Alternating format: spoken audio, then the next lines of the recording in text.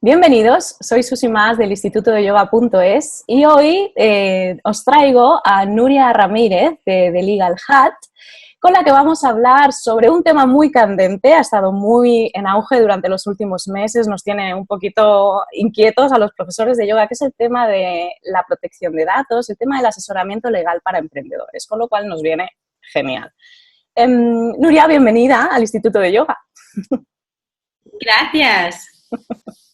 Es un placer poder estar aquí con vosotros. La verdad es que yo estoy muy agradecida porque, como decía, ha habido muchísima inquietud de los profesores de yoga a través de tanto de mail como de WhatsApp, como por los mensajes de Instagram. Me han preguntado muchísimo sobre estos temas y era como, bueno, yo os puedo orientar un poquito, pero claro, no soy experta en esto. Entonces te agradezco muchísimo que estés aquí. Vamos a hablar de estos temas ya plenamente enfocados a lo que necesitan los profesores de yoga en sí. Entonces, si te parece, empezamos. Perfecto, vamos a ello. Muy bien, pues el tema, como decía, lo primero de todo es hablar sobre este tema que nos ha traído tan de cabeza como es la nueva actualización de la protección de datos. Entonces, nosotros como profesionales, la primera de ellas es una línea mucho más presencial. Entonces, ¿qué necesitarían hoy día en base a esta nueva regularización los profesores de yoga que se mueven a nivel presencial, que tienen sus clases diarias con los alumnos, que registran datos pero en plan personal, como en su ficha de alumno, y que se mueven en redes sociales, pero de momento no tienen todavía ni plataforma digital, ni newsletter, ni estas cosas. En este sentido, ¿qué necesitan o qué pasos tienen que dar estos profesores para moverse en un terreno seguro, legal, digamos? Exacto, yo creo que una de las grandes confusiones que ha habido con el tema del nuevo reglamento de protección de datos que entró en vigor el día 25 es pensar de que únicamente puede llegar a afectar si yo tengo un negocio online. Es decir, al final el reglamento lo que nos viene a decir, entre muchas otras cosas, es que si nosotros recogemos datos personales tenemos una serie de obligaciones, especialmente lo que hace referencia al tratamiento de esos datos. Entonces, abandonemos la idea de pensar, yo lo hago online, yo lo hago presencial. No, al final la obligación va en el momento en el que yo recojo ese dato personal. Es importante también este punto, Susi, marcarlo, porque a veces a mí me lo preguntan de, pero yo recojo, esto es un dato personal, ¿no? Pensar que un dato personal es lo que nos permite identificar a una persona. O sea, es decir, si yo, por ejemplo, recojo el nombre, ¿no? En mi caso, Nuria, en una hoja y ya está, eso no es un dato personal porque no me identifica. En cambio, si yo ya pongo mi nombre y pongo mi correo electrónico, eso ya es dato personal. No es necesario que nos ponga, no sé, datos bancarios o la fecha de nacimiento. Lo que nos permite identificar a una persona ya se considera dato. Y por lo tanto, si yo tengo un dato personal, tendré que pedir, entre otras cosas, el consentimiento de esa persona para que me ceda ese dato personal, ¿no? Y yo poder tratarlo. Entonces, lo que me comentabas en caso de que sea presencial, pues nacen las mismas obligaciones, incluso a veces más que si lo tengo de carácter online. Entonces, cosas súper importantes. En primer lugar, es informar al usuario, al titular de esos datos. Entonces, ¿cómo le informamos en el caso presencial? Pues tenemos que tener una política de privacidad establecida y creada. Entonces, en el momento en el que recogemos el dato personal de esa persona, puede ser, por ejemplo, como me comentabas, en una ficha de cliente, ¿no? Que nos rellene un formulario, por ejemplo, pues en ese momento, en esa misma hoja, yo deberé estar informando de mi política de privacidad. Es decir, voy a estar informando de cómo yo voy a tratar ese dato personal. Tengo que informarle, por ejemplo, de para qué lo recojo. Es decir, yo no lo recojo con el mismo propósito, por lo tanto, se entiende para realizar un tratamiento u otro, si recojo ese nombre email, por ejemplo, pues para mandarle información de mi centro de yoga o las actividades que realizaré. Diferentes, por ejemplo, si lo recojo para, evidentemente, apuntarlo a algún tipo de curso y facturarle, o si lo recojo simplemente porque me ha pedido información y yo le voy a mandar, pues, por ejemplo, las tarifas de los cursos. Entonces, para todo ello le hemos de informar porque se entiende que son tratamientos diferentes y también le debo de informar de si ¿qué voy a hacer con esos datos? ¿Cuánto tiempo los voy a guardar? ¿Los voy a ceder o no a terceras personas? O sea, es decir, a veces yo digo, pensemos que somos la otra parte. Es decir, yo soy la persona que va a un centro de yoga en este caso y voy a dar mi dato personal. ¿Qué quiero saber? Pues claramente quiero saber qué van a hacer a mí con mis datos. Quiero saber si me van a mandar publicidad. Quiero saber si el día de mañana le van a hacer mis datos a otra empresa y me va a contactar esa empresa. Quiero saber por cuánto tiempo van a guardar esos datos, ¿no? Pues un poco ese ejercicio nos sirve para entender por qué necesitamos informar a ese usuario, ¿no? Entonces, lo que decía, en el caso presencial es fundamental de que en el mismo momento, eso nos lo dice el reglamento, en el mismo momento en el que recogemos el dato, es decir, en ese formulario, esa hoja que yo le voy a dar a mi posible cliente, yo le esté informando de que voy a tratar sus datos y esa persona realmente me dé su consentimiento, o sea, me marque una casilla expresamente en la que me dice que yo puedo hacer ese uso que le estoy diciendo de ese dato, ¿no? Entonces, por eso te digo que a veces pensamos que solo es un tema online y no, evidentemente presencial, la obligación aparece, pensémoslo así, en el momento en el que yo recojo ese dato. Claro. Claro, me parece súper interesante porque ahí la verdad es que había muchísima confusión. Evidentemente nosotros, aunque sea trabajando a nivel presencial, seguimos recogiendo datos de los alumnos, aunque sea pues, nombre y apellidos, un correo electrónico para ponernos en contacto con ellos en cualquier momento. Entonces, ese tema de la responsabilidad, ¿no?, que comentabas, de ser responsables de que estamos recogiendo información de una persona y esa persona también necesita tener confianza en el proceso con el que nosotros vamos a usar esos datos, ¿no? Entonces, ese proceso, ese ámbito legal también tiene que estar presente a la hora del trabajo presencial. O sea, aunque nosotros nos movamos a pequeñita escala en lo que es nuestro pequeño centro, nuestras pequeñas clases de yoga, aquí o allá, este tema también lo tenemos que tener atado, como digo yo, porque a veces nos metemos a la enseñanza de yoga, somos muy emprendedores, le metemos mucho entusiasmo, mucha energía, pero de repente hay algunos terrenos en los que nos sentimos un poco perdidos y si no ponemos atención los tenemos desatendidos y la verdad es que por ahí pueden venir sustos. Entonces, vale, entonces queda claro que aunque nos movamos a nivel presencial, con nuestros alumnos debemos iniciar de alguna manera este proceso de la protección de datos y luego más allá, cuando pasamos ya al terreno digital, yo me imagino que esto se amplía un poquito más y que tenemos que tener en cuenta otro tipo de variables o de puntos de atención. Entonces, cuando avanzamos en este terreno, ¿qué necesitamos, Nuria? Exacto, o sea, vendría a ser la misma idea, ¿no? En el momento en el que yo recojo un dato personal, ya sea presencial o sea online, necesito establecer un procedimiento para yo poder informar a ese usuario. Entonces, así como decíamos que en el caso presencial, cuando venga el usuario, yo le estoy dando un documento en el que, sobre todo, muy importante, en el mismo momento en el que recojo el dato, le estoy informando qué voy a hacer con sus datos personales, qué tratamiento le voy a hacer, pues en el caso online también debemos de establecer ese protocolo. Debo de informar en el mismo momento. Entonces, en el caso online, ¿qué deberemos? Deberemos tener unos textos legales en los que exista, en primer lugar, evidentemente, una política de privacidad que esté completa, o sea, que contenga todos los ámbitos que nos requiere la normativa, pero al mismo tiempo, en cada punto de mi página web en el que yo esté recogiendo ese dato personal, deberé informarle. Entonces, por ejemplo, imaginemos que tenemos un formulario de contacto. Ahí le estoy pidiendo posiblemente un nombre y un correo. Pues yo tengo que facilitarle esa información. Entonces, como no es imposible, porque a nivel estético todos queremos tener una página web estupendísima, nos es súper imposible pues, poner todo el texto de la política de privacidad.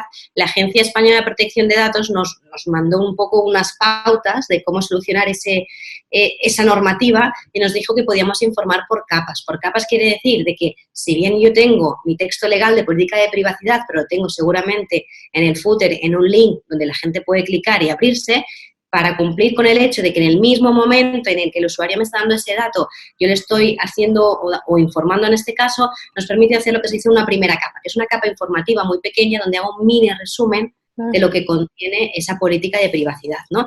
Entonces, en cada formulario, sea el de contacto, sea, por ejemplo, si yo tengo la posibilidad de comprar online, entonces también en el momento en el que el usuario me compra ese curso o esa guía o ese descargable, también, por ejemplo, en el caso de la suscripción, también tiene que haber un formulario que yo le voy a comentar de para qué voy a usar ese dato. Entonces, la idea es esta, en cada momento que yo lo recoja, deberé contenerlo. Y la característica que tiene, si yo voy a nivel online, es justamente esa, de que como yo no le voy a entregar esa hoja, ¿no?, que hago presencialmente y yo me aseguro de que esa persona lo ha visto, necesito incorporarlo en cada formulario que yo tenga en la web. Después, hay otro aspecto que yo le llamo, ¿no?, como una segunda fase, que también es importante y afecta tanto si la tienes online como si no la tienes online, que es, bueno, el usuario me ha dado ese dato, pero ahora yo que tengo ese dato del usuario, ¿qué voy a hacer con ese dato? ¿Cómo voy a cuidar de ese dato? Entonces, es importante que preparemos un documento que no en todos los casos es obligatorio, que se llama el registro de actividades, pero yo aconsejo que todo el mundo lo haga porque es un pequeño resumen de cómo, o sea, qué bloques de datos personales yo trato. Lo que decíamos, yo no trato con el mismo propósito los datos que me facilita un cliente que un posible suscriptor, que una persona que simplemente me ha contactado. Posiblemente los propósitos sean diferentes. No es obligatorio, pero yo aconsejo que se haga ese ejercicio porque nos permite también entender qué tipo de datos recogemos, qué hacemos con ellos, etcétera, etcétera. Y también yo siempre aconsejo que se prepare un mini documento, yo le llamo de seguridad, que es como una especie de protocolo, un poco para saber cómo vas a actuar en materia de protección de datos. Es decir, ¿qué voy a hacer? ¿Tengo archivo en papel? ¿Tengo archivo físico? ¿Tengo archivo electrónico? ¿Voy a poner contraseñas en los ordenadores? Historias de esta. Por ejemplo, tengo una incidencia, ¿no? Que a veces dice la gente, ¿pero qué tipo de incidencia puedo tener? Pues el otro día lo comentaba, imagínate que vamos por el metro, que nos puede pasar a todos, con el ordenador a cuestas porque hemos ido a una reunión y nos roban ese ordenador. Ese ordenador tenemos datos personales, entonces, por lo tanto, se ha producido una fuga de datos personales. Entonces, existe una obligación, que es que tenemos la obligación de comunicar a la Agencia Española de Protección de Datos que se ha hecho, ¿no? Y la Agencia Española también nos va a decir si debemos comunicarlo al usuario en función de la importancia que tenga ese dato, ¿no? Entonces, por eso digo que es importante este mini documento de seguridad, porque recogemos toda esa información, sobre todo si tenemos equipo. Imaginaros que ahora estamos nosotros, pero el día de mañana esto va creciendo y tenemos a 2 personas más trabajando con nosotros, pues es fundamental que esas personas también tengan un criterio de cómo tú quieres gestionar el tema de la protección de datos, ¿no? Entonces, a veces ese documento sirve un poco como para decir, bueno, te lo puedes leer y sabes cómo yo gestiono el tema de la protección de datos, ¿no? Y de cara a que si nunca hubiera una inspección, eso siempre crea muy buen sentimiento porque se entiende de que tú tienes un protocolo interno, o sea, tú realmente tomas en serio los datos que te dan tus clientes y que los proteges de forma correcta. Digamos que el tema de la protección de datos, que tendemos a pensar que se soluciona en el momento en el que ese cliente o ese usuario me firma ese documento, no, allí es donde realmente nos empieza el trabajo, ¿no? O sea, nos empieza a decir, vale, esta persona nos ha dado un dato personal, por lo tanto, tengo la obligación, incluso moral, yo lo digo muchas veces, porque digo, pensemos que estamos en el otro lado, ¿no? De cuidar ese dato con todo el cariño y respeto que se merece, ¿no? Entonces, es donde hemos de tener un poco unas pautas de cómo vamos a tratar ese dato. Después, ser consciente también, Susi, que eso a veces también me lo preguntan, de que el usuario tiene unos derechos. O sea, en el momento en el que nos da sus datos, tiene una serie de derechos que nos reconoce la ley, como por ejemplo el poder cancelar esos datos, el poder modificarlos, limitarlos, portarlos a otro usuario, a otro titular o responsable. Entonces, tenemos que ser conscientes de que hemos de establecer un protocolo para que puedan ejercerlo. Una forma sencilla de hacerlo es, si tenemos en el caso de una plataforma online, pues la propia política de privacidad, establecer cómo pueden ejercer ese derecho de una forma muy sencilla, por ejemplo, por si nunca o hay dudas de la gente que nos está escuchando, pues sería, por ejemplo, pues poner que la persona tiene ese derecho y que lo puede ejercer mandando un mail junto con el DNI para que el responsable, o sea, nosotros podamos identificar a esa persona y poder ejercerlo. Y después, lo que os comentaba, sobre todo controlar mucho a quién le damos esos datos. Si hemos informado de que no lo vamos a dar, pues no lo demos, pero si vamos a cederlo a un tercero, acordémonos que tenemos que pedir el consentimiento expreso al usuario de que vamos a ceder ese dato, ¿no? Y yo siempre pongo el ejemplo de que a nadie nos gusta cuando nos llama no sé qué compañía a ofrecerte no sé qué producto y te cuestionas, pero señor, ¿de usted dónde ha sacado mi teléfono? ¿No? Y, exacto. Entonces, un poco es eso, ¿no? Decir, eso es alguien que en su día nosotros aceptamos ceder ese dato y lo ha cedido. Pues entonces vigilemos mucho en ser conscientes, porque al final nosotros, como responsables de esos datos, seremos, si nunca hay algún tipo de incidencia, contra quién, y dicho mal, ¿no? Pero de forma fea, contra quién iría el usuario, ¿no? Porque al final nosotros le hemos dicho que cuidaríamos de sus datos. Y si cree que no lo hemos hecho, nos vendrá a buscar a nosotros las cosquillas, como digo yo, ¿no? Es mejor tenerlo bien atado. Correcto, correcto. Me encanta porque creo que nos estás aclarando un montón de dudas. O sea, esto no significa voy a activar la protección de datos en mi web, voy a poner una casillita de consentimiento, sino que una vez te metes, claro, hablas con una experta ya que entiende el tema, que se lo ha papeado de arriba abajo, te das cuenta de que esto engloba muchísimo más campo y muchísimas más áreas. Entonces, yo le insisto mucho a los profesores de yoga que, a ver, cuando uno intenta escalar en su negocio, construir algo que funcione, que sea sostenible, rentable y que funcione bien, necesitamos crear unos sistemas internos en nuestra enseñanza de yoga y movernos, como no, en terreno seguro y legal, porque, como decía antes, luego pueden llegar sustos. Entonces, me gusta que nos hables de esto, que nos comentes todos, de alguna manera, o sea, el tema del consentimiento. He apuntado por aquí el documento de seguridad, que yo no lo conocía, has hablado de él, el registro de actividades, no sé si lo has llamado así, donde, dependiendo del ejercicio que cada uno de nosotros hagamos, necesitamos indicar a ese usuario si vamos a usar esa información de una manera o de otra, ¿no? Entonces, con todo esto, claro, se puede personalizar tanto. Algunas personas me han dicho, no, pues yo he cogido este texto de aviso legal de aquí y lo pongo en mi web. ¿Hay alguna especie de patrón o de canon general que te sirva para estas cosas? O mejor esto lo dejamos a un lado y hacemos... Yo tiendo a hacer las cosas bien, pero en ese sentido, ¿cómo nos movemos aquí? Claro, yo os diría, personalizar o coger ese patrón, sí, siempre y cuando sepas qué dice ese patrón. Porque, por ejemplo, hablábamos, ¿no?, del tema de la política de privacidad, por ejemplo, de las webs. O sea, pensar de que cada uno en nuestro día a día utilizamos, puede que algo muy parecido, pero cada vez diferente. Digo, lo importante es entender, por ejemplo, hay como toda una estructura dentro de lo que son los datos. Tenemos como figuras importantes que es importante que tengamos claro. Por un lado, tenemos el titular de ese dato, ¿no?, esa persona que, por ejemplo, se nos va a suscribir a nuestra newsletter. Luego tenemos el responsable, que seríamos nosotros, o sea, la persona que recaba esos datos y se compromete a guardarlos. Y luego puede ser, es muy posible, y así debería ser, que en el ejercicio de nuestro día a día nosotros utilizamos de personas o aplicaciones o empresas que nos dan un servicio. Por ejemplo, poníamos la situación de quien se suscribe, pues tenemos MailChimp o ActiveCampaign o alguna plataforma de mail marketing. Es esa plataforma, esa persona, esa entidad que nos da servicio a nosotros, toca datos personales, porque nosotros les damos los datos personales de nuestros usuarios y les decimos qué deben hacer. Pues manda una newsletter, o hazme una lista, seccióname esta lista, o dime los que se han suscrito el último mes. Está tratando datos. En este caso, esa persona actúa como encargado del tratamiento, ¿vale? Entonces, es importantísimo lo que decías. Si voy a utilizar una plantilla, ten claro qué encargados tienes tú, porque a lo mejor esa plantilla, por ejemplo, si visitáis la mía o alguien parecido, pues yo hablo de MailChimp, hablo de Google, hablo del gestor, hablo de un programa de contabilidad. Si esa persona luego que está copiando o está utilizando, digamos, esa plantilla no tiene esos mismos encargados, es que no servirá de nada. Entonces, ok, coger una base, pero tener claro cómo la tienes que utilizar y aplicar. Entonces, dedicarle un poco de cariño. Si vas a hacerlo, un poco de cariño a mirar cada punto y que realmente aplique. Un tema importante que a veces, o que no he comentado en la parte online, que nos acordemos cuando hablábamos de los avisos legales. Estoy hablando todo el rato únicamente de lo que es la política de privacidad, pero acordaros que en el momento de tener una tienda online o plataforma online o negocio online, seguro sí o sí debo tener un aviso legal, porque es lo mínimo que nos pide la ley de la sociedad de la información, donde yo explico cómo voy a funcionar, ¿vale? O sea, imaginemos, yo entro a una tienda física, yo si tengo alguna duda puedo preguntarlo, pero si entro en una tienda online o en un instituto de yoga, una plataforma online de yoga, yo no tengo a nadie a quien preguntar, entonces deberá estar todo un poco marcado. Luego, importantísimo, las cookies, que a veces por ahí andan dando vueltas. A partir de ahora, con el nuevo reglamento se entiende que la información que nos facilita las cookies, que básicamente es información de carácter estadístico, también es un dato personal. Por lo tanto, también tenemos obligación, si tenemos una plataforma online, de poner una política de cookies y sobre todo de hacer esa primera capa de información, que sería el famoso pop-up que sale cuando entramos en las webs, donde informamos al usuario que utilizaremos cookies, qué utilizaremos y qué haremos con ellas, y después que tengamos una política de cookies. ¿Vale? O sea, un poco plantillas, pero si somos capaces de entender de lo que tratan y adaptarlas realmente a lo que necesitemos.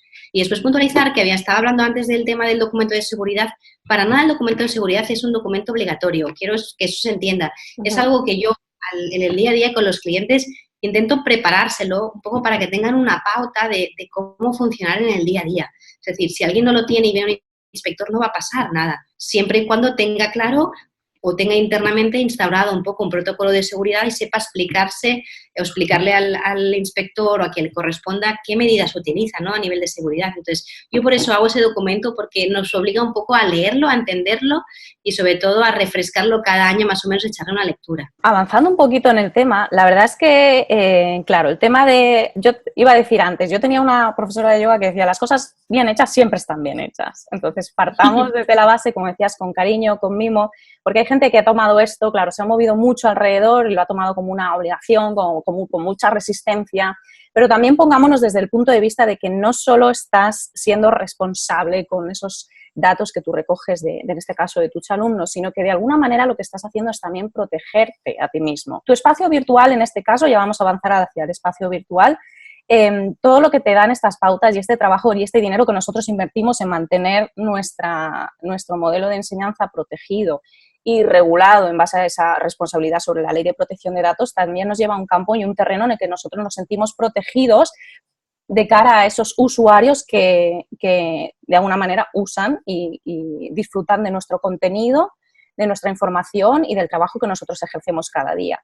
Entonces, ya desde aquí vamos a pasar a hablar un poquito sobre el tema de la propiedad intelectual, del tema de cómo uno protege su contenido, protege el contenido que crea, que difunde, que transmite de cara a las personas que, bueno, de vez en cuando pues se inspiran, digamos, en ese contenido, ¿no? Exacto, yo creo que es importante lo que comentabas, o sea, que yo muchas veces me dice la gente, bueno, pero es que ahora tengo que hacer todo esto y hablando de protección de datos o tema de propiedad intelectual, tengo que hacer todo esto y vaya drama, y digo, no, o sea, lo importante es, uno, que cumples con la ley, dos, que te proteges y sobre todo, tres, que creas, yo creo, una imagen de marca y una marca de confianza.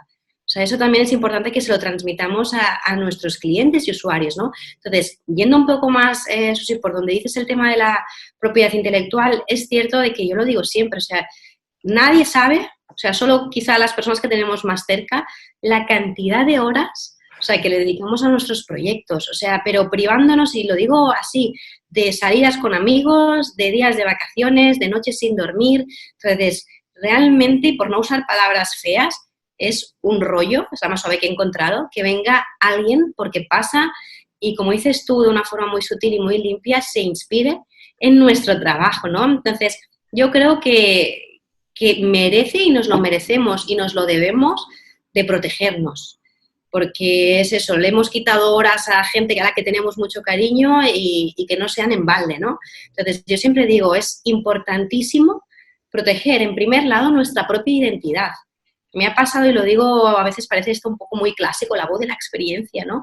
Pero me he encontrado en casos de gente que eso, le ha dedicado muchas horas, mucho dinero incluso en tema de branding, en tema de imprimir tarjetas, hacer papelería, etcétera, etcétera, y luego llevan 5 o 6 años creando un flujo en redes sociales, unos seguidores, y resulta que no se acordaron, no consideraron importante proteger su identidad, que es, por ejemplo, la marca, ¿no? Y ha venido otro y le ha dicho, yo tengo esa marca, ahora deja de usar todo esto.